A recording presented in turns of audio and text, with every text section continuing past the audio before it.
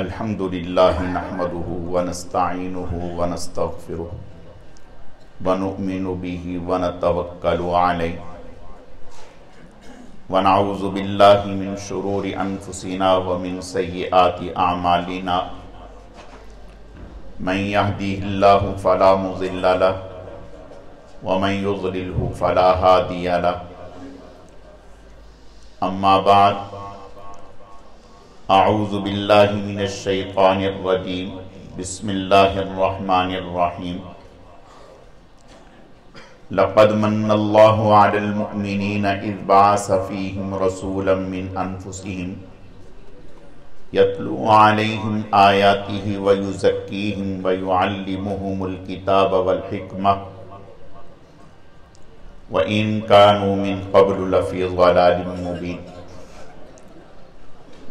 सदक़ल्लाहु मौलानल अज़ीम व बल्लगना रसूलुहुन नबियुल करीम व नहनु अला ज़ालिका लमिनश शाहिदीन वश्शाकिरीन वल्हम्दुलिल्लाहि रब्बिल आलमीन। अल्लाहुम्मा सल्लि अला रौज़ति मुहम्मदिन फिर रियाज़ व सल्लि अला बलदि मुहम्मदिन फिल बिलाद व सल्लि अला क़ब्रि मुहम्मदिन फिल क़ुबूर व सल्लि अला जसदि मुहम्मदिन फिल अजसाद व सल्लि अला रूहि मुहम्मदिन फिल अरवाह। इंतहाई काबिल एहतराम हज़रात उलमाए किराम और गिरामी क़दर सामीईन, मेरे अज़ीज़ तलबा, आज की ये मुबारक तकरीब ख़त्म बुखारी शरीफ की तकरीब है। हम कराची से तमाम अहबाब आज की इस तकरीब में हदीस शरीफ का आखिरी सबक पढ़ने की नीयत से और अपने अकाबिर हज़रात उलमाए किराम की ज़ियारत की नीयत से, औलियाए किराम की चंद लम्हे सोहबत हासिल करने की नीयत से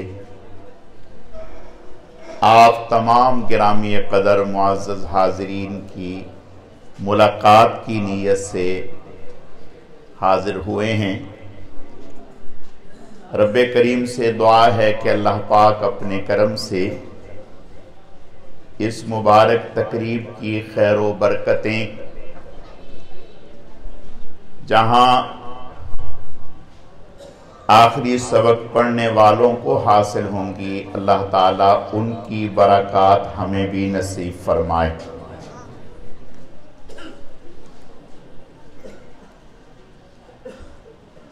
असल सबक और उससे मुताल्लिक़ा जो चीज़ें हैं वो हमारे अकाबिर इंशाअल्लाह आपके सामने तफसील से बयान फरमाएंगे। मैं इस आयत की मुनासबत से चंद बातें अर्ज़ करना चाहता हूँ। इस आयत में अल्लाह रब्बुल इज़्ज़त ने हुज़ूर सल्लल्लाहु अलैहि वसल्लम की बेसत के मकासिद को बयान किया है कि आप सल्लल्लाहु अलैहि वसल्लम को अल्लाह पाक ने क्यों मबऊस फरमाया। तो आपके कामों में एक काम है यत्लू अलैहिम आयाती, कि आप उम्मत के सामने कुरान पाक की तिलावत करें, यानी उम्मत को कुरान पाक की तिलावत अल्फाज सिखाएं। और दूसरा काम वयुअल्लिमुहुमुल किताब, कुरान पाक की तालीम दें, उसके मफ़हूम और मुआनी को और उसमें छुपे हुए समंदर को उम्मत के सामने खोल करके बयान करें, जिसे हम तफसीर कहते हैं। और तीसरी चीज वल हिक्मा, अल्लाह के नबी सल्लल्लाहु अलैहि वसल्लम की मुबारक जिंदगी। और फिर अगली चीज वयुज़क्कीहिम, उम्मत के लोगों के कुलूब का तज़किया। ये जुनाब रसूलुल्लाह सल्लल्लाहु अलैहि वसल्लम के अल्लाह पाक ने मकासिद बयान फरमाए। और आप सल्लल्लाहु अलैहि वसल्लम ने अपनी हयाते मुबारका में इन सारी चीजों पर मेहनत फरमाई। तिलावत भी आपने सिखाई कि तिलावत कैसे करनी है, माना और मफहूम भी आपने बयान फरमाया। आप सल्लल्लाहु अलैहि वसल्लम ने अपनी जिंदगी भी उम्मत के सामने पेश की और लोगों के कुलूब का तज़किया भी किया। आप सल्लल्लाहु अलैहि वसल्लम के इन मकासिद को उम्मत तक पहुंचाने वाले सहाबा किराम रिज़वानुल्लाहि अलैहिम अजमाइन हैं। और सहाबा किराम में एक जमात वो है जिन्होंने कुरान पाक के अल्फाज को हम तक मुंतकिल किया।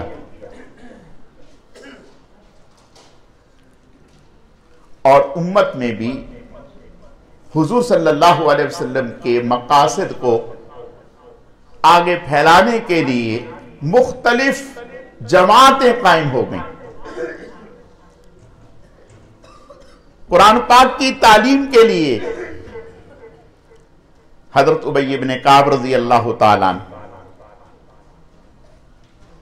हजरत अब्दुल्लाह इब्न मसऊद रज़ी अल्लाह ताला अन्हु और दीगर सहाबा किराम रिज़वानुल्लाहि अलैहिम अजमाइन,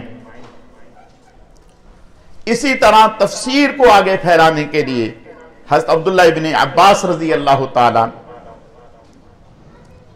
फिक़ह को आगे आम करने के लिए हजरत माज इब्न जबर रज़ी अल्लाह ताला अन्हु, हजरत अब्दुल्लाह इब्न मसऊद रज़ी अल्लाह ताला अन्हु,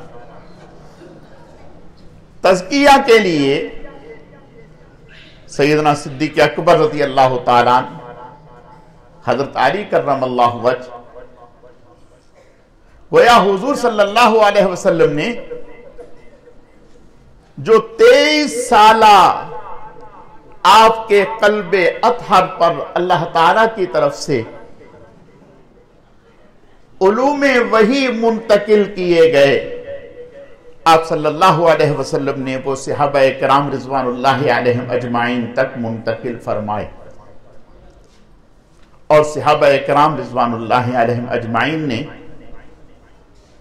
आप सल्लल्लाहु अलैहि वसल्लम के उन उलूम को निहायत मेहनत और मुशक्कत के साथ जमा किया और फिर हम तक पहुंचाया। मेरे अजीजों, एक बच्चे से अगर पूछा जाए कि रोटी कहां से मिलती है, तो वो कहेगा कि कोई मुश्किल नहीं, दुकान से आटा लेंगे रोटी मिल जाएगी।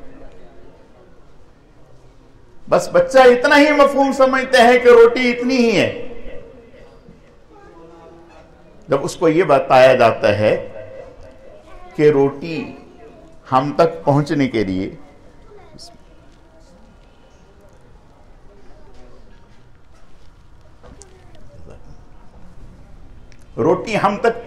लिए पहले जमीन तैयार की गई, उसमें हल चलाए गए, उसे नरम किया गया, उसमें बीज डाला गया, उसमें खाद डाली गई,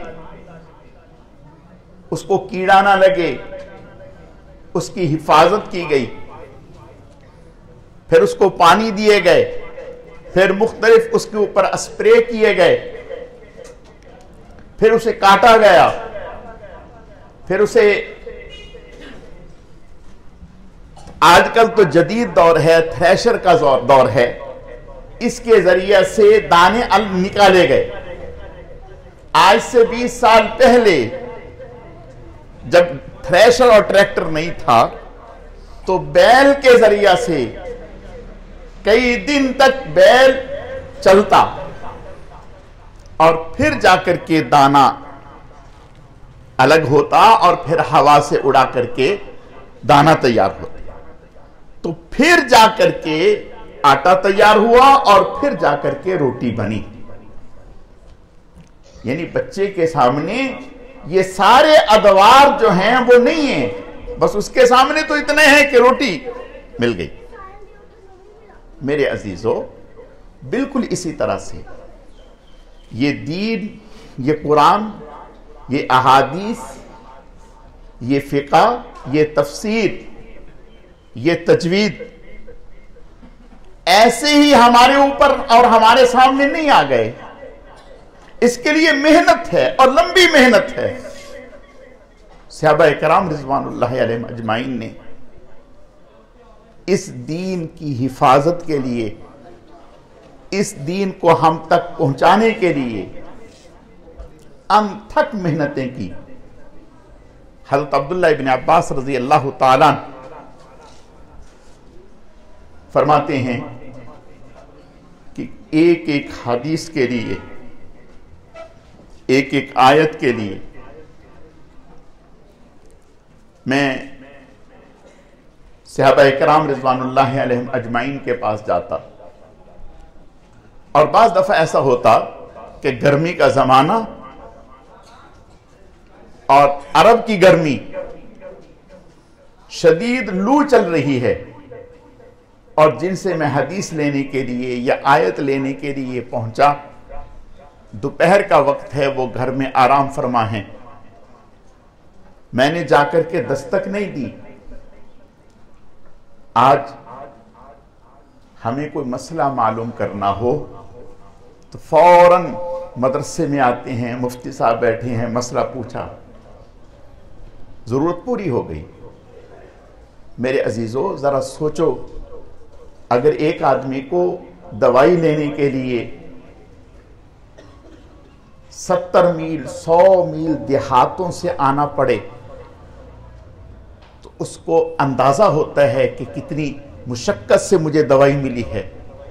सहाबा किराम रिज़वानुल्लाहि अलैहिम अजमाइन एक एक चीज के लिए, हज़रत अब्दुल्लाह इब्न अब्बास रज़ी अल्लाह ताला फरमाते हैं कि मैं शेख के दरवाजे पर पहुंच जाता और बैठ जाता, पूरा दोपहर इसी तरह गुजारता, दरवाजे पर दस्तक ना देता अदब की वजह से, और हवा चलती जिससे मेरे जिस्म पर मट्टी पड़ जाती और सर से लेकर पांव तक मेरे जिस्म पर मट्टी की तह जम जाती। और जब उस्ताद बाहर निकलता, वो मुझे देखता तो मुझे सीने से लगाता और कहता कि आपने इतला क्यों नहीं की? तो मैं कहता कि मुझे शर्म आती है कि मैं अपनी ज़रूरत के लिए आपके दरवाजे पर आया हूं। जब आप खुद बाहर निकलेंगे फिर मैं आपसे हदीस मालूम करूंगा। मेरे अजीजों, इस तरह से हज़रत जाबिर बिन अब्दुल्लाह रज़ी अल्लाह ताला मक्का से 1 महीने का सफर करके शाम में पहुंचे, एक हदीस के लिए 1 महीने का सफर करके शाम में पहुंचे एक हदीस लेने के लिए। इस तरह से मेहनतों से उन हजरात ने दीन हम तक पहुंचाया है, इल्म हम तक पहुंचाया है। एक सहाबी मक्का में है, उनका निकाह हो गया, बिस्मिल्लाह, जब निकाह हो गया, एक खातून आई, उसने आकर के कहा कि जिससे आपने निकाह किए है उसे और आपको मैंने दोनों को दूध पिलाया है, यानी आप दोनों रजाई बहन भाई हैं। ये हैरान हुए कि भी ऐसी बातें तो छुपी नहीं रहती, पता होता है कि भी फलां बच्चे ने फलां औरत का दूध पिए है, तो आपने इससे पहले तो कभी नहीं बताया। उसने कहा नहीं, मैंने दोनों को दूध पिलाया है, तुम दोनों रजाई भाई बहन हो, आपका निकाह नहीं हो सकता। तो ये सहाबी फरमाती हैं कि मैं इस एक मसले के मालूम करने के लिए मक्का से चलकर मदीना हुजूर की खिदमत में आया,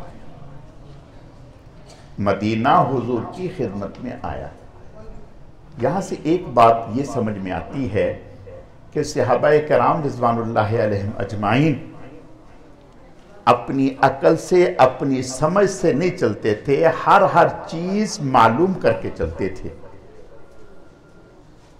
वरना कह देते कि एक औरत की गवाही का क्या एतबार है, ये गलत भी कह सकती है, कोई जमात तो नहीं है जो इस बात की गवाही दे रही है, ये हमसे नफरत भी कर सकती है।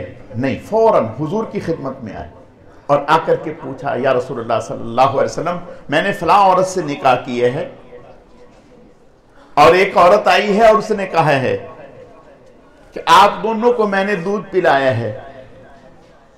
अब आपने इरशाद फरमाया, तो फिर तुम कैसे मियां बीवी बन के रह सकते हो?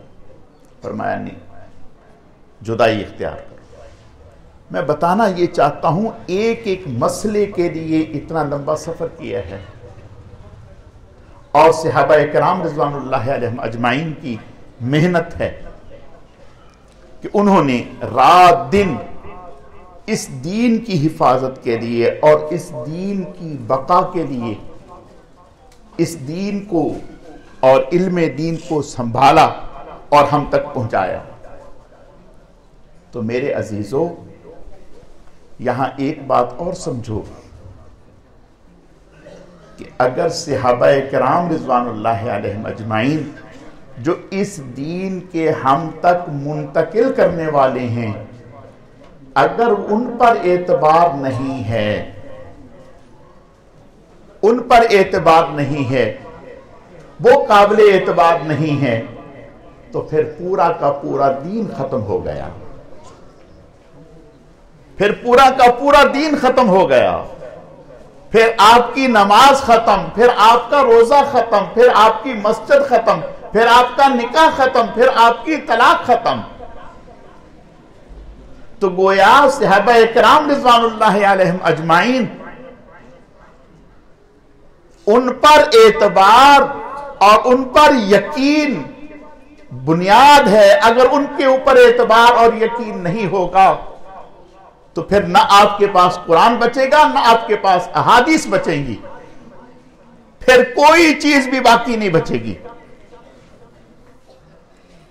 तो आज हुजूर सल्लल्लाहु अलैहि वसल्लम की उस दौलत को जो सहाबाए किराम रिज़वानुल्लाहि अलैहिम अजमाइन ने उम्मत को अता की थी, ये मदारिस हैं, दीनी मदारिस हैं, उलमा हैं, जिनकी बरकत से आज हमारी रहनुमाई हो रही है। नमाज हमें उलमा से मिल रही है, दीन हमें उलमा से मिल रहा है। मेरे अजीजों, याद रखो, डॉक्टरी के हवाले से कोई चीज मालूम करनी होगी तो आप डॉक्टर के पास जाएंगे, कानून के हवाले से कोई चीज मालूम करनी होगी तो आप वकील के पास जाएंगे। अगर इल्म से मुताल्लिक कोई बात मालूम करनी होगी तो आलिम के पास जाएंगे, किसी और के पास नहीं जाएंगे। सुनार की दुकान पर सब्जी नहीं मिलती और सब्जी की दुकान से सोना नहीं मिलता। जो जिसकी दुकान होती है उससे वही चीज मिलती है। लोहे वाले की दुकान से लोहा मिलेगा, सुनार की दुकान से सोना मिलेगा, सब्जी वाले की दुकान से सब्जी मिलेगी, कपड़े वाले की दुकान से कपड़ा मिलेगा, जूते वाले की दुकान से जूता मिलेगा। मदारिस से, उलमा से रसूलुल्लाह सल्लल्लाहु अलैहि वसल्लम का लाया हुआ दीन और इल्मे दीन ये हमें मिलेगा। मेरे अजीजों, आज अलमिया ये है, अल्लाह ताला हमारी हिफाजत फरमाए। आज हमने अपना किबला सोशल मीडिया को बना लिया है, गूगल को बना लिया है। कोई मसला मालूम करना है तो गूगल पे जाएंगे, तफसीर मालूम करनी है तो गूगल पे जाएंगे, कोई और चीज मालूम करनी है तो गूगल पे जाएंगे। मेरे अजीजों, याद रखो, ये जो सोशल मीडिया है, इस पे कैसे कैसे लोग बैठे हैं, कौन क्या है, क्या बेच रहा है, क्या पेश कर रहा है। अगर आपका और हमारा उलमा से और मदारिस से, दीनी इदारों से ताल्लुक मजबूत नहीं होगा, रिश्ता मजबूत नहीं होगा, तो फिर खतरा है कि कहीं हम ईमान से खाली ना हो जाएं। अल्लाह के नबी सल्लल्लाहु अलैहि वसल्लम ने इरशाद फरमाया, इन्नल्लज़ीना आमनु सुम्मा कफरू सुम्मा आमनु सुम्मा कफरू सुम्मा ज़दादू कुफ्रन लम यकुनिल्लाह। फरमाया, एक वक्त ऐसा आएगा कि लोग सुबह को ईमान वाले होंगे और शाम को काफिर होंगे, शाम को ईमान वाले होंगे, सुबह को काफिर होंगे। उस वक्त ये बात समझ में नहीं आती थी, उस वक्त ये बात समझ में नहीं आती थी कि ये क्या बात कर रहे हैं। और अब ये समझ में आ रहा है, जब सोशल मीडिया पे आप बात कर रहे हैं तो आपको नजर आएगा कि एक शख्स सफेद अमामा बांधा है, सफेद दाढ़ी है और जुब्बा कुब्बा पहना हुआ है और सर पे दस्तार है, और वो बात कर रहा है, कुरान की बात भी कर रहा है, दीन की बात भी कर रहा है, नबी अलैहिस्सलाम की बात भी कर रहा है। तो आप कहेंगे वो कह रहा है कि वो कह रहा है कि मैं कुरान को भी मानता हूं, नबी को भी मानता हूं, दीन को भी मानता हूं, सबको मानता हूं, और मैं और आप नहीं जानते। पता चला कि ये कौन है? ये तो कादियानी है। ये कौन है? ये कादियानी है। शक्ल से कोई पता नहीं चल रहा, शक्ल से एक आम आलिम लग रहा है, लेकिन है कादियानी। अब कादियानी जो होगा तो वो तो जहर पिलाएगा, जहर। एक कादियानी एक शख्स को, जो कि पढ़ा लिखा था, तलकीन करता रहा, और ये पढ़ा लिखा आदमी एक आलिम से रहनुमाई हासिल करता रहा। तो एक दिन इस कादियानी ने इस आलिम से कहा, इस शख्स से कहा कि छोड़, मुझे भी छोड़, उस मौलवी को भी छोड़, कहीं जाने की जरूरत नहीं, तुम एक काम करो। कहा कि क्या? कहा कि तुम इस्तिखारा कर लो, तुम इस्तिखारा करो, और इस्तिखारे में अगर तुम्हें यह पता चल जाए कि कादियानी नबी है आखिरी, तो फिर मानने में क्या है? बात समझ में आ रही है? फिर मानने में क्या है? ना मेरी बात, ना मौलवी की बात। तुम इस्तिखारा करो, और इस्तिखारा का माना यह है अल्लाह से रुजू करना। तुम इस्तिखारा करो, अगर इस्तिखारे में यह आ जाए कि अब ये कादियानी सच्चा नबी है, तो फिर मानने में क्या मुज़ायका है? वो कहते हैं कि जब उसने ये बात कही तो मेरे दिल में आया कि बात तो ठीक कह रहा है, बात तो सही कह रहा है, न मौलवी की न इसकी। खैर, मैंने कहा अच्छा मैं बताता हूं। मैं मौलवी के पास गया और मैंने जाकर के कहा कि भाई उसने एक बड़ी बात कही है, न उसकी न आपकी। उसने कहा कि इस्तिखारा कर लो। वो मौलाना साहब रोने लग गए। ये हैरान हुआ कि भाई इसमें रोने की क्या बात है? उसने कहा कि उसने तेरे अंदर में शक पैदा कर दिया, तेरे अंदर में हुजूर की नबुव्वत के बारे में शक पैदा कर दिया कि हुजूर पता नहीं आखिरी नबी हैं या नहीं। ये शक पैदा करना ही तो कुफर है, इसके बाद बाकी बचता क्या है? मेरे अजीजों, मैं अर्ज ये करना चाहता हूं, आज हमारी नस्ल वो दीन सीख रही है इस मीडिया से, वो दीन सीख रही है सोशल मीडिया से, और वो दीन सीख रही है गूगल से। जब गूगल को हम अपना किबला बनाएंगे, गूगल से हम दीन सीखेंगे, तो मेरे अजीजों हम कहां से कहां पहुंच जाएंगे हमें पता नहीं होगा। ये दीनी मदारस का, उलमा का हम पर एहसान है कि हुजूर सल्लल्लाहु अलैहि वसल्लम की दीन को और आपकी तालीमात को जैसे 1400 साल पहले था वैसे ही आज तक कायम रखा हुआ है। और ये ऐसे नहीं हासिल हुआ, बड़ी मेहनत की है इसके लिए, बहुत मेहनतें की हैं। मोहम्मद इब्न अबी हातिम हज़रत इमाम बुखारी रहमतुल्लाह अलैह के साथी सफर व हजर के कहने लगे कि एक दफा इमाम बुखारी रहमतुल्लाह अलैह को मैंने देखा, जिनकी किताब आज मुकम्मल होगी। फरमाते हैं कि हजरत को मैंने देखा कि रात को 18 मर्तबा उठे हैं। कितनी मर्तबा? 18 मर्तबा उठे हैं। उठे, उठ के लाइट दिया जलाया, कुछ लिखा, फिर सो लेट गए, फिर उठे, फिर इस तरह से दीन की हिफाजत की। और मोहम्मद इब्न हसन 900 से ऊपर किताबें लिखी हैं, 900 से ऊपर किताबें लिखी हैं, जो फिका के इमाम थे। हज़रत इमाम शाफी रहमतुल्लाह अलैह की खिदमत में तशरीफ ले गए, और हज़रत इमाम शाफी रहमतुल्लाह अलैह जब ये तशरीफ लाए तो खाना तैयार किया, खाना खाया, इनके लिए सोने का इंतज़ाम किया, सुबह उठने के लिए बिस्तर का और पानी का इंतज़ाम किया। जब सुबह हुई तो पानी वैसा के वैसा ही पड़ा है, लगा कि जैसे रात को उठे ही नहीं, खाना खा के सोए रहे।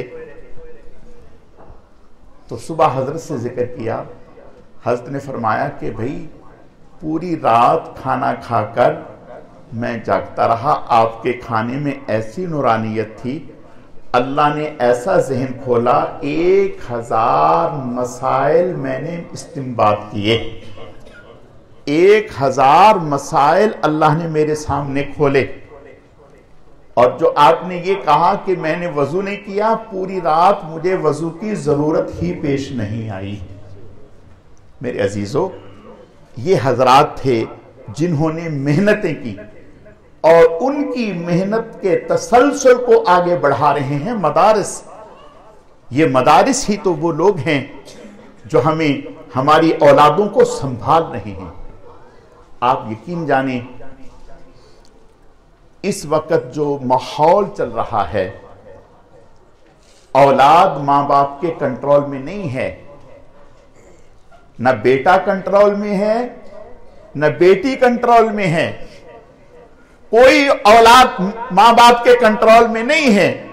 और मां बाप से आजाद किसने किए है? पहले तो घर में एक ही टीवी होता था जिसको पूरा घर बैठ करके देखता था, और उसको कभी बंद भी कर दिया जाता था। और अब तो हर एक के हाथ में टीवी नहीं, टीवी से भी अगले दर्जे की कोई चीज है, उसे कोई रोक नहीं सकता। और अगर कोई कदगन है तो ये दीन है, इल्म दीन है, ये मदारिस हैं, ये सोहबत सुलहा है। हमारे मदरसे में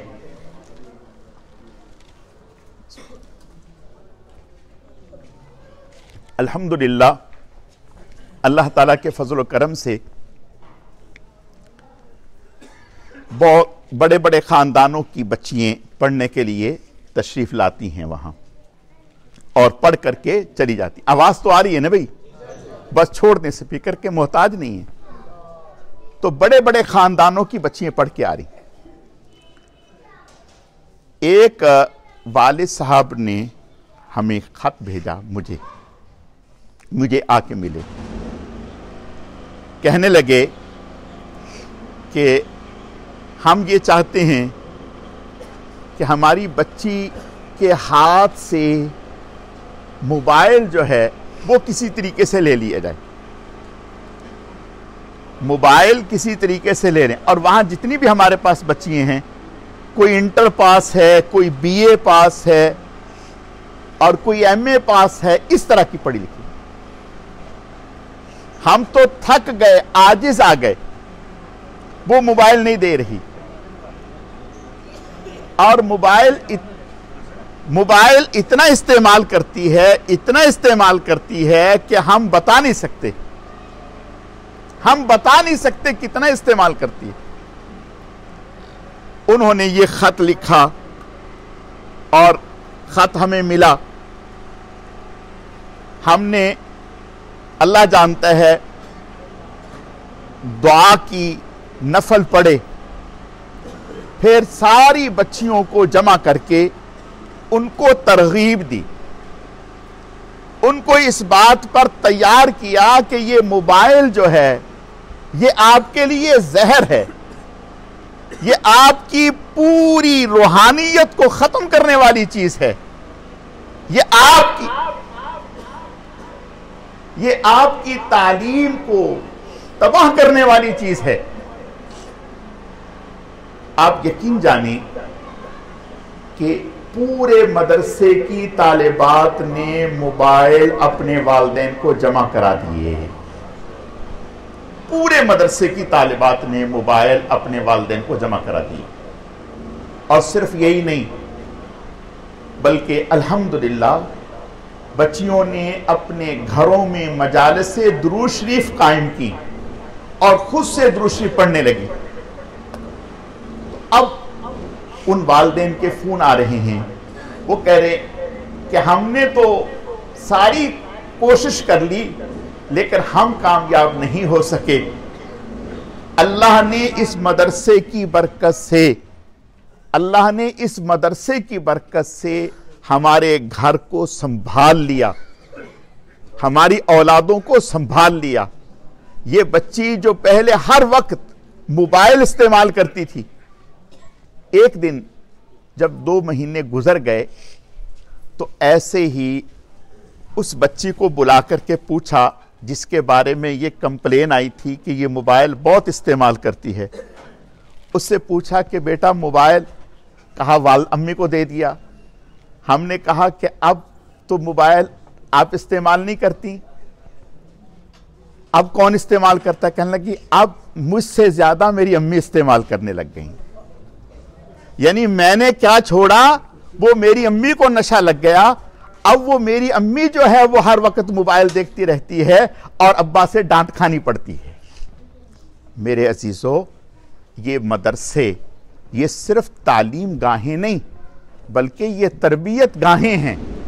ये हमारी औलादों को जो है तकवे की दौलत दे रही हैं, नेकी की दौलत दे रही हैं, ईमान और अमल की दौलत से माला माल कर रही हैं।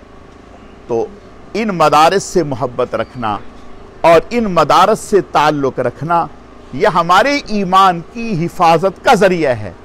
अल्लाह ताला समझने की, अमल करने की तौफीक अता फरमाए। वमा अलैना इल्लल बलाग।